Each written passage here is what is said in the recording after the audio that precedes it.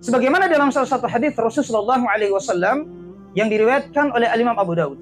Baina nahnu 'inda Rasulullah sallallahu alaihi wasallam, ketika kami sedang berada di sisi Nabi sallallahu alaihi wasallam. Idza ja'ahu rajulun min Bani Salimah, datang seorang lelaki dari Bani Salimah. Faqala, dia bertanya kepada Nabi sallallahu alaihi wasallam, hal baqiya min birri abawayya syai'un abarruhuma bihi ba'da mautiha. Ya Rasul, sesungguhnya orang tuaku itu telah meninggal dunia, dan aku ingin sekali berbakti kepada mereka. Apakah masih ada kewajiban bagiku untuk berbakti kepada orang tuaku ya Rasul, walaupun mereka itu telah meninggal dunia? Maka Nabi Shallallahu Alaihi Wasallam sampaikan, nah benar, masih ada kewajiban bagimu untuk terus berbakti kepada orang tuamu walaupun mereka itu telah meninggal dunia.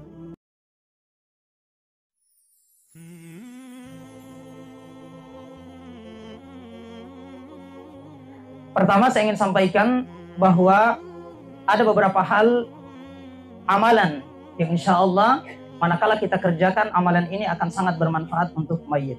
Amalan apa itu? Yang pertama adalah amalan sedekah, gitu ya. Jadi yang paling dibutuhkan oleh mayit itu, yang pertama itu adalah amalan sedekah. Dan sekiranya mayit itu, yakni siapa saja yang telah meninggal dunia, yang telah beralih kehidupannya dari alam dunia menuju ke alam barzakh, ke alam kubur, apa kira-kira cita-citanya terbesarnya? Sekiranya dia diberikan kesempatan hidup oleh Allah. Kita masih hidup ini, kalau ditanya cita-citanya kita pasti banyak sekali. Kalau orang tua pasti cita-citanya ingin anak-anaknya supaya sukses, gitu ya. Yang anak-anak muda yang belum menikah cita-citanya ingin dapat istri yang soleha, atau seorang wanita ingin mendapat suami yang soleh, dan lain sebagainya lah. Itu namanya cita-cita. Nah, begitupun juga orang yang telah meninggal dunia itu, dia juga punya cita-cita. Dia punya keinginan sekiranya diberikan kesempatan hidup oleh Allah Subhanahu wa taala untuk hidup kedua kalinya. Sekiranya itu sebagaimana Allah Subhanahu wa taala sampaikan dalam surah Al-Munafiqun ayat 10. Wa anfiqu mimma razaqnakum min qabli ay ya'tiya ahadakumul maut fayaqula rabbi laula akhartani ila ajalin qarib. Allah sampaikan, dan infakkanlah, sedekahkanlah apa-apa yang Allah berikan kepadamu sebelum datang kematian salah seorang di antara kalian. Fayaqula, dan kalian berdoa kepada Allah, Rabbi laula akhartani ila ajalin qarib. Ya Allah, kembalikanlah aku hidup di dunia walaupun hanya sebentar saja. Apa keinginannya? Fa'asaddaqu, aku akan bersedekah ya Allah, wa aku minas shalihin, dan engkau akan mendapatiku termasuk golongan orang-orang yang soleh. Tetapi apa yang disampaikan oleh Allah? Wala yu'akhirallahu nafsan idza jaa ajaluha wallahu khabirum bima ta'malun. Dan Allah itu apabila telah menentukan waktu kematian salah seorang di antara kalian, maka sungguh tidak akan ada satupun yang dapat mengundurkan ketetapan Allah Subhanahu wa taala. Dan kita akan dimintai pertanggungjawaban apa saja yang kita kerjakan. Dan inilah yang dilakukan oleh Sayyidina Sa'ad bin Ubadah radhiyallahu anhu. Ketika dia pulang ke rumahnya, dia mendapati ibunya itu telah meninggal dunia. Maka Sayyidina Sa'ad bin Ubadah, dia segera menemui Nabi Shallallahu Alaihi Wasallam, dan ia mengutarakan isi hatinya. Ia sampaikan, ya Rasul, sesungguhnya ketika aku pulang di rumah, aku mendapati ibuku itu telah meninggal dunia. Jika sekiranya dia masih hidup, dia ingin sekali bersedekah. Apakah hari ini ketika aku bersedekah mengatasnamakan ibuku yang telah meninggal dunia, apakah sedekah itu akan sampai ya Rasul? Maka beliau sampaikan, na'am tasaddaqa anha, benar, bersedekahlah atas nama ibumu, karena sedekah itu akan sampai. Dan sepakat para ulama tanpa perbedaan pendapat di kalangan mereka, jika kemudian posisi kita sebagai anak, kita mendapati orang tua kita telah meninggal dunia, kemudian kita bersedekah mengatasnamakan mereka, maka sedekah itu diterima oleh Allah Subhanahu wa taala. Dan dijelaskan oleh Al-Imam Ibnu Qayyim Al-Jauziyah rahimahullah, mengapa keinginan terbesar si mayit itu ingin bersedekah? Pertama, sesungguhnya lampu yang paling terang di alam kubur itu adalah lampu pahala sedekah. Yang kedua, amalan yang tiada putus-putusnya. Walaupun seseorang itu telah meninggal dunia, tapi pahalanya itu terus mengalir tiada henti-hentinya. Salah satunya adalah sedekatun jariyah. Kita punya rezeki, kita infakkan, kita sedekahkan sebagian harta kita. Misalkan dalam pembangunan pesantren kah, wakaf Al-Quran kah, atau kita membantu membangun masjid kita yang ada di samping ini. Maka selama masjid ini digunakan untuk beribadah kepada Allah, maka selama itu pula kita dan orang tua kita yang kita niatkan akan terus mendapatkan pahala yang tiada putus-putusnya sepanjang masjid ini digunakan untuk beribadah kepada Allah Subhanahu wa taala. Dan ketika sesungguhnya keadaan mayit itu, keadaan ruh itu dia akan senantiasa bernaung di bawah naungan-naungan pahala sedekahnya. Sampai datangnya yaumul ba'ats, yakni hari kebangkitan, kemudian digiring di padang mahsyar. Rasulullah SAW sampaikan, sab'atun yudhillihimullahu fi dhillihi yauma la dhilla illa dhilluh. Ada 7 golongan yang mendapatkan naungan pada hari kiamat. Ketika naungan itu sama sekali sudah tidak ada, kecuali naungan dari Allah yang jarak matahari dengan kita sekitar 1 jengkal, 2 jengkal. Salah satunya di antara 7 golongan itu adalah mereka yang bersedekah melalui tangan kanannya, tapi tangan kirinya dia tidak tahu. Maksudnya sedekah secara diam-diam. Ya, kalau sedekah secara terang-terangan tidak jadi masalah. Yang penting kuat saja kita punya iman. Gitu ya.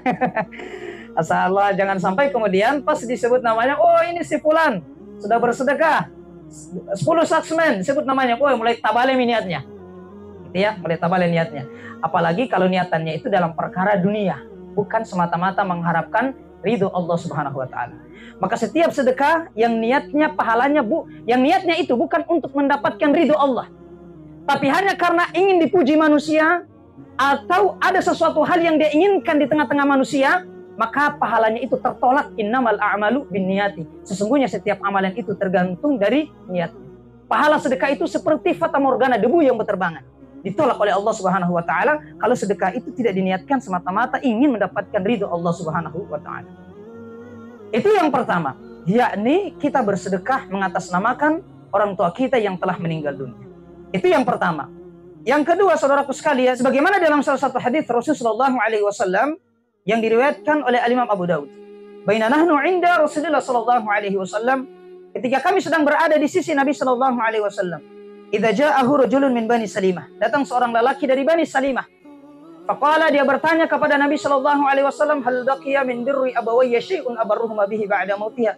Ya Rasul, sesungguhnya orang tuaku itu telah meninggal dunia dan aku ingin sekali berbakti kepada mereka. Apakah masih ada kewajiban bagiku untuk berbakti kepada orang tuaku ya Rasul, walaupun mereka itu telah meninggal dunia?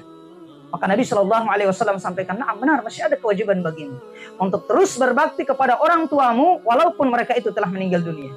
Yang pertama kata Nabi SAW, apa itu? As-salatu alaihima. Engkau senantiasa mendoakan orang tuamu yang telah meninggal dunia. Maka Masya Allah, posisi kita sebagai seorang anak, manakala kita mendapati orang tua kita telah meninggal dunia, atau bahkan bisa jadi kedua-duanya. Dan saya yakin yang hadir pada kesempatan ini sudah adalah yang meninggal orang tuanya, salah satunya bahkan bisa jadi dua-duanya sudah meninggal dunia. Maka posisi kita sebagai anak yang soleh dan soleha dan menginginkan keselamatan orang tua kita dan bukti bahwa kita mencintai orang tua kita, salah satunya adalah as-salatu alaihima. Kita senantiasa mendoakan orang tua kita. Gitu ya. Rajin-rajin doakan orang tua kita. Makanya Nabi SAW sampaikan bahwa sesungguhnya anak Adam itu kalau dia meninggal dunia maka terputuslah amalnya, terputus amalnya. Kecuali 3 perkara. Salah satunya adalah wawaladun solihun yad'u lahu. Yani anak yang soleh dan soleha yang senantiasa mendoakan orang tuanya. Jadi ini adalah tabungan yang terbaik. Maka bersyukur kita Bapak hadirin sekalian, Bapak Ibu sekalian, maka Allah Subhanahu wa taala, jika kita mendapati ada anak-anak kita yang manakala berkumandang azan di masjid, hayya 'alas shalah, di waktu subuh, as-salatu khairum minan naum, kemudian dia segera menunaikan seruan Allah Subhanahu wa taala untuk melaksanakan salat di masjid. Rasulullah SAW membatasi bahwa doa yang diijabah itu adalah wa waladun salihun yad'u lahu, adalah anak yang soleh dan soleha yang mendoakan orang tuanya. Karena kenapa harus anak yang soleh dan soleha? Karena tidak semua doa anak itu diijabah, diterima oleh Allah Subhanahu wa taala. Sebagai contoh misalkan ada seorang anak meninggal orang tuanya, dia doakan padahal dia baru saja minum minuman khamar. Apakah kameko kah, pongasi kah, atau apa lagi lah namanya itu, topi miring, apa lagi? Saya lupa nama-nama itu, minuman khamar gitu ya. Nah, sesuatu yang haram yang masuk ke dalam perutnya, dia doakan orang tuanya sampai mencucurkan air mata, doa itu tertolak, tidak diterima oleh Allah Subhanahu wa taala selama 40 hari. Gitu. Coba bayangkan. Makanya Nabi SAW membatasi doa anak yang soleh dan soleha itulah yang akan diterima oleh Allah Subhanahu wa taala. Karena tidak semua doa anak itu diterima oleh Allah, kecuali catatannya adalah dia itu anak yang soleh dan soleha. Habis main judi, habis berzina, habis minuman khamar, melakukan perkara yang diharamkan oleh Allah Subhanahu wa taala. Bagaimana mungkin kita bisa harapkan doa anak yang soleh dan anak-anak yang seperti itu kita harapkan diterima oleh Allah? Jangankan dia doakan orang tuanya, dia doakan dirinya sendiri saja ditolak oleh Allah Subhanahu wa taala. Diakibatkan kemaksiatan yang ia lakukan. Itu yang pertama. Yang kedua, apalagi wal istighfaru lahum, kata Nabi sallallahu alaihi wasallam. Yakni dia senantiasa memohonkan ampunan kepada orang tua yang telah meninggal dunia. Makanya ada doa yang masyhur yang kita sudah hafal sejak kita kecil. Doa yang kita sudah bahkan diajarkan dari guru-guru kita, bahkan orang tua kita sendiri. Allahumma gfirli wali walidayya warhamhuma kama rabbayani shaghira. Ya Allah, ampunilah dosaku dan dosa kedua orang tuaku. Sayangilah mereka ya Rabb sebagaimana mereka menyayangiku sewaktu aku masih kecil. Dan Al-Imam Ibnu Katsir rahimahullah menjelaskan bahwa keutamaan seorang anak itu ketika dia rajin mengirimkan kalimat istighfar kepada orang tuanya. Di waktu-waktu yang mustajab, apakah ketika sujud terakhir kah? Di waktu selesai sholat kah? Di waktu sepertiga malam kah? Atau setiap harinya dia rajin mendoakan orang tuanya, ya Allah ya Dzal Jalali wal Ikram, ampunilah dosa-dosa kedua orang tuaku, baik yang nampak maupun yang tersembunyi, baik dosa besar maupun dosa kecil. Ampunilah dosa mereka ya Rabb sebagaimana bayi yang baru keluar dari rahim seorang ibu. Maka kemudian dijelaskan dalam salah satu hadis Rasulullah SAW, keutamaan seorang anak yang senantiasa mengirimkan istighfar bagi orang tuanya.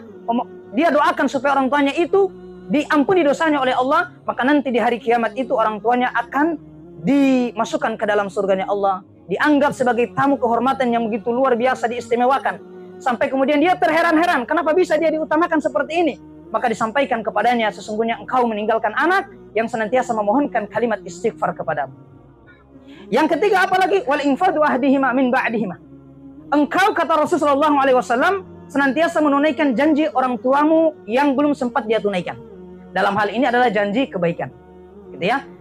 Dalam hal ini janji kebaikan, misalkan sepanjang hidup orang tua kita ada sesuatu hal yang pernah mungkin dia janjikan, dan kita sebagai ahli warisnya, sebagai anak-anak almarhumah atau almarhum, mengetahui bahwa ada janji yang diutarakan oleh orang tua kita, maka kita berupaya untuk menunaikan janji itu semampu kita. Selanjutnya apalagi yang keempat? Wasilatul rahimillati la tasullu illa bihima. Engkau, kata Nabi SAW, menjalin tali silaturahim, memperkuat tali silaturahim kepada saudara-saudara orang tuamu, apakah kakaknya atau adanya yang masih hidup. Muliakan mereka, hargai mereka, cintai mereka sebagaimana kita hormati, kita muliakan orang tua kita sepanjang hidupnya di dunia. Selanjutnya apalagi yang terakhir? Wa ikramu sadiqihima. Engkau memuliakan sahabat-sahabat akrab orang tuamu. Melakukan Allah Subhanahu wa taala, itulah hal-hal yang kemudian mesti kita lakukan posisi kita sebagai seorang anak yang insya Allah menginginkan orang tua kita yang telah meninggal dunia mendapatkan keselamatan dunia wal akhirah, wabil khusus dalam kehidupan akhirat. Nah, yang kedua, para hadirin sekalian, jamaah tahlil yang dimuliakan Allah Subhanahu wa taala, mari kita jadikan sebagai pelajaran yang sangat berharga bagi kehidupan kita. Bukankah Nabi Shallallahu alaihi wasallam sampaikan sesungguhnya orang yang paling cerdas di antara kalian? Siapa yang paling cerdas? Yakni yang senantiasa mengingat kematian dan mempersiapkan bekalnya sebelum datangnya kematiannya. Jadi kalau kita bahas masalah kematian, kita mendengar tausiah masalah kematian, bukan pada kesempatan ini saya ingin kasih takut-takut kita, enggak. Ya. Karena kematian itu kita takut atau tidak, kita ini siap atau tidak, kalau sudah datang waktunya, aina ma takunu yudrikumul mautu walau kuntum fi burujin musyayyadah. Walaupun kita bersembunyi di dalam benteng yang tinggi lagi kokoh, kalau sudah datang waktunya, kematian itu pasti akan mendapati kita. Gitu ya. Betapa banyak orang yang sehat walafiat, tiba-tiba kita dengar ajalnya telah meninggal dunia. Seperti itulah setiap waktu yang Allah Subhanahu wa taala berikan kepada kita. Tsumma innakum ba'da dzalika lamayitun. Sungguh perjalanan yang kalian jalani saat ini dalam kehidupan dunia ini, pasti kita akan menjumpai satu titik yang namanya kematian. Nah, sementara Allah Subhanahu wa taala menciptakan kita hidup di dunia ini, apa sebenarnya tujuan Allah menciptakan kita? Apakah hanya mencari ikan saja di laut?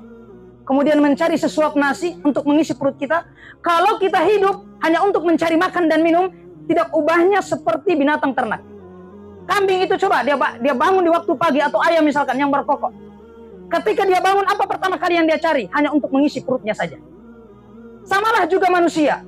Kalau hidupnya tujuannya itu hanya untuk cari makan dan minum, mengisi saja perut dan syahwatnya, maka dia tak ubahnya seperti binatang. Tujuan Allah Subhanahu wa taala menciptakan kita di dunia ini, wa ma khalaqtul jinna wal insa illa liya'budun. Sesungguhnya tidaklah aku sengaja menciptakan jin dan manusia. Apa tujuannya? Semata-mata hanya untuk beribadah kepadaku. Maka tujuan Allah Subhanahu wa taala menciptakan kita hidup di dunia dengan Allah mengkaruniakan rezeki kepada kita, tujuan utamanya semuanya itu adalah untuk agar kita beribadah kepada Allah. Apa itu ibadah? Ibadah itu adalah bentuk ketundukan kita terhadap Allah, terhadap berbagai perkara yang Allah wajibkan kepada kita, dan meninggalkan berbagai perkara yang Allah Subhanahu wa Ta'ala melarang kita untuk melakukan perbuatan tersebut. Saudaraku sekalian, maka Allah Subhanahu wa Ta'ala. Jadi tujuan Allah menciptakan kita, apa tujuannya? Semata-mata hanya untuk beribadah kepada Allah Subhanahu wa Ta'ala. Nah, sementara kita hidup di dunia ini hanya sebentar saja dan tidak akan pernah terulang kembali. Kesempatan hidup kita di dunia ini hanya sebentar saja.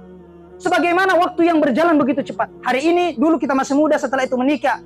Tak terasa kemudian waktu berjalan begitu cepat, anak kita pun juga menikah. Setelah itu kita punya cucu, punya cicit.